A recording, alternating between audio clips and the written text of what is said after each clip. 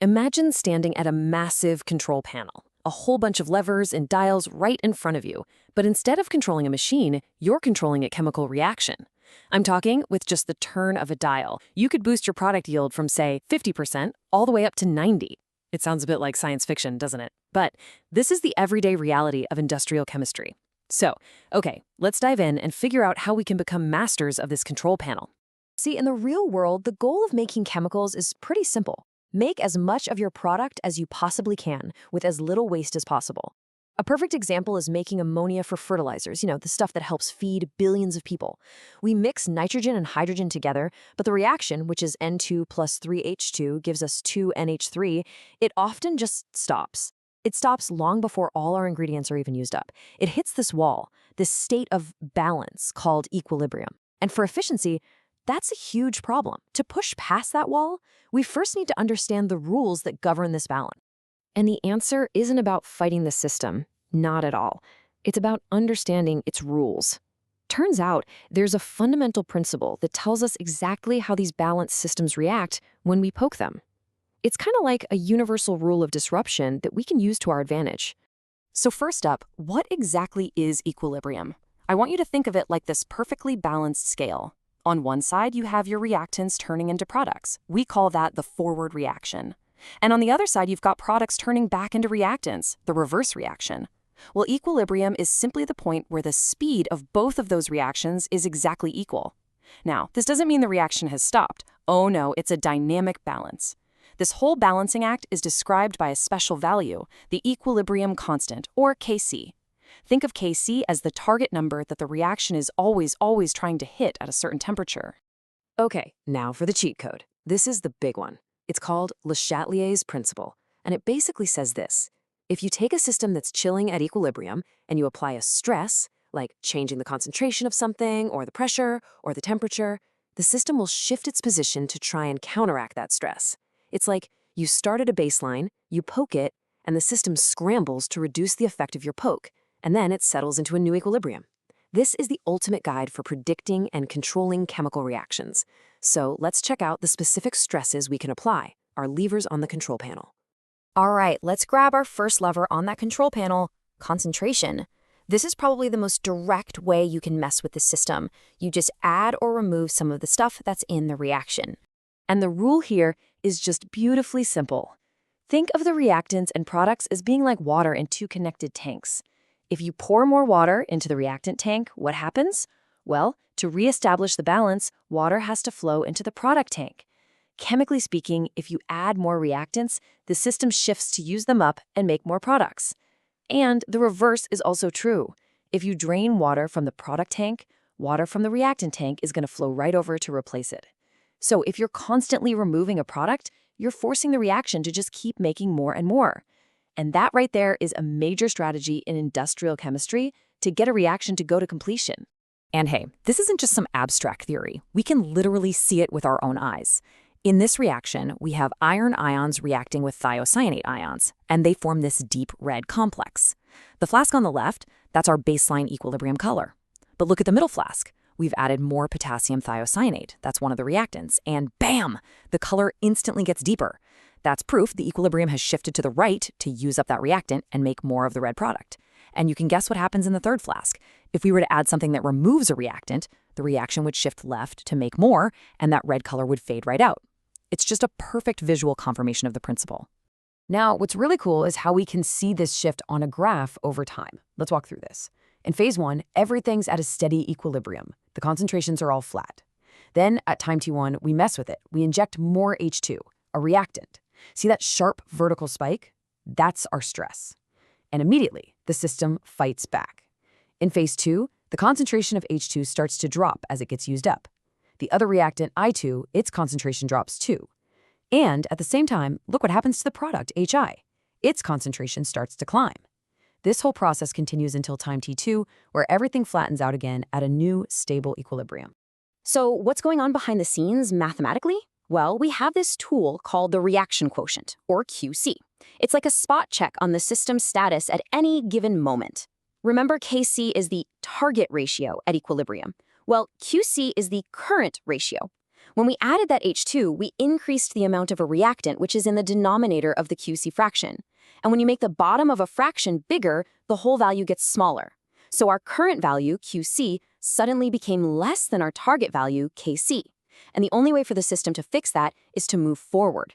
It has to consume reactants and make more product, until that QC value climbs all the way back up to equal KC again. It's like the system's own internal diagnostic engine. Okay, time for the next lever. Now this one is super important anytime we're dealing with gases. We're talking about pressure and volume, which are really just two sides of the same coin. Let's look at how this plays out in this cylinder here. On the left side, the reactant side, we have 4 moles of gas molecules. And on the right, the product side, we only have 2 moles of gas molecules. So what happens if we push that piston down? We're decreasing the volume, which means we're increasing the pressure. Now the system is stressed out. It's way too crowded in there. To relieve that pressure, the equilibrium has to shift to the side that takes up less space, and that's the side with fewer moles of gas. So in this case, it's going to shift to the right, making more methane and water. Now, here's a common question that trips people up. What if we add a gas that's not even part of the reaction, like argon? Well, if we add it to a sealed container so the volume stays the same, it does absolutely nothing to the equilibrium. Nothing at all. Why? Because even though the total pressure in the container went up, the partial pressures of our reacting gases didn't change one bit. You can think of partial pressure as each gas's own individual contribution. And since their individual pressures are the same, the equilibrium doesn't even notice the new guy showed up. All right, on to our third and, honestly, our most powerful lever. Changing concentration and pressure, that just shifts the position of the equilibrium. But temperature? Temperature is the only thing that can fundamentally change the equilibrium constant itself. This is the system override. This is the crucial point, so listen close. Temperature is the only thing that actually changes the target value Kc. And the rule is different depending on whether the reaction releases heat, that's exothermic, or absorbs heat, that's endothermic. For an exothermic reaction, just think of heat as a product. So if you increase the temperature, it's like you're adding a product. The system shifts backward to use it up, and your Kc value actually goes down. For an endothermic reaction, heat is a reactant. So increasing the temperature is like adding a reactant. The system shifts forward to consume it, and the Kc value goes up. And here is another fantastic visual of this. We've got an equilibrium between a brown gas, nitrogen dioxide, and a colorless gas, dinitrogen tetroxide. The forward reaction is exothermic. It releases heat. So when we stick the tube in an ice bath, we're removing heat. To counteract that, the system shifts forward to produce more heat, and the gas becomes colorless. But when we put it in hot water, we're adding heat. The system fights back by shifting backward in the endothermic direction to absorb that extra heat, and the whole tube fills with that brown gas. It's just so cool to see. So we have one more tool in our kit. But it's not really a lever that shifts the balance. It's more like an accelerator pedal. It's the catalyst. A catalyst doesn't change the equilibrium position. It doesn't change the value of Kc, not one bit. So what does it do? Well, take a look at this energy diagram. The normal, uncatalyzed reaction has to climb over this huge energy mountain, which we call the activation energy. A catalyst provides a totally different path. It's like finding a tunnel that goes straight through the mountain. It lowers the activation energy for both the forward and the reverse reactions by the exact same amount. So what's the end result? You get to the same equilibrium destination, you just get there much, much faster. Whew! We have covered a lot of ground. So let's pull all these rules together into a single handy guide.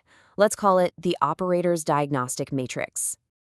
Okay, this table right here, this is your ultimate cheat sheet. It lays it all out. The change you make, the direction the system will shift, and, this is the most important part, the effect on Kc. Just look. Notice how only temperature actually changes Kc. For concentration, pressure, and volume, yeah, the system shifts to a new position, but that underlying target ratio, Kc, it stays exactly the same. So now, let's put it all together. Let's go all the way back to our original problem and see how engineers masterfully use all of these levers together to make ammonia in the famous Haber process. Here is the master plan in action. First, they pull lever number 1, pressure. The reaction goes from 4 moles of gas down to 2 moles of gas. So engineers crank up the pressure to insane levels, around 200 atmospheres, to force the equilibrium over to the right. Second, lever number 2, concentration. As the ammonia gets made, they cool it down until it turns into a liquid, and they just continuously drain it off. This keeps pulling the reaction forward, making it produce more and more. And finally, you have the great paradox of temperature and catalysts. The reaction is exothermic, so a really low temperature would give the best yield. But at low temps, the reaction is painfully slow. So they have to compromise.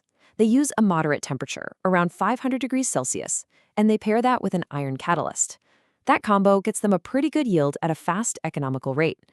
And that really brings us to the core dilemma for anyone trying to control a chemical system. It's always a balancing act. The conditions that give you the absolute most product, the highest yield, are often not the ones that get you there the fastest. The real genius of chemical engineering is finding that perfect sweet spot, that optimized compromise between yield and rate. So the question isn't just, how do we shift the equilibrium? It's how do we shift it in a way that is both effective and economical? Mastering that balance, that's how you truly take control of the panel.